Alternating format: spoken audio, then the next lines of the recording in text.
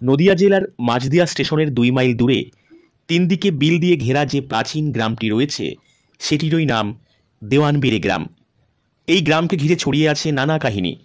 এই গ্রামের প্রাচীন ইতিহাস সম্বন্ধে জানা যায় যে নদিয়ার মহারাজা কৃষ্ণচন্দ্র তার দেওয়ান রঘুনন্দন মিত্রকে দান করেছিলেন এই গ্রামটি। তখন এই গ্রামটির আগে কি নাম ছিল সেটা জানা যায় না। দেওয়ানের বাড়ি থেকেই নাম হয়ে গেল দেওয়ানবেড়ে বা দেওয়ানির বেড়ে। অখ্যাত গ্রামটি বিখ্যাত হয়ে গেল রাতারাতি। শোনা যায় এক রাতে যতখানি জায়গা বেড়া দিতে পেরেছিল ততটাই হয়েছিল তার, তাই এই গ্রামের নাম দেওয়ানবেড়ে। দেওয়ান রঘুনন্দন এখানে বিশাল প্রাসাদ নির্মাণ করেন এবং শিব মন্দিরও প্রতিষ্ঠা করেন। জমজমাট হয়ে ওঠে দেওয়ানবেড়ে গ্রাম। চারিদিকে ছড়িয়ে পড়ে এই গ্রামের নাম। বিভিন্ন উৎসব, পূজা, অনুষ্ঠান, বহু জ্ঞানীগুণী মানুষের আগমন, বিখ্যাত হয়ে ওঠে এই গ্রাম।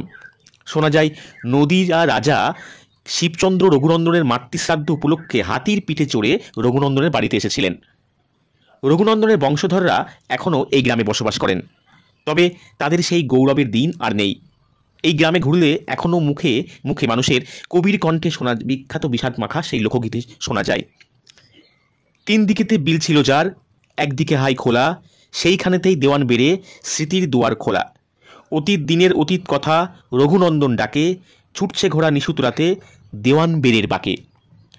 শোনা যায় শিব চতুর্দশী রাতে এখনও নাকি দেওয়ানবেড়ে গ্রামের বুকে ঘণ্টা ধ্বনি ওঠে।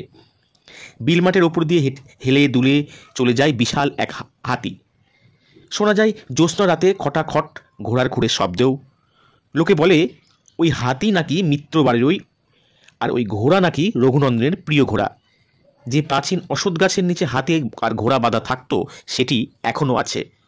লোকশ্রুতি তো অনেক কথাই বলে, কিন্তু তার কতটা সত্য আর কতটা যে ঐতিহাসিক ভিত্তি আছে তা বিচার করে কে?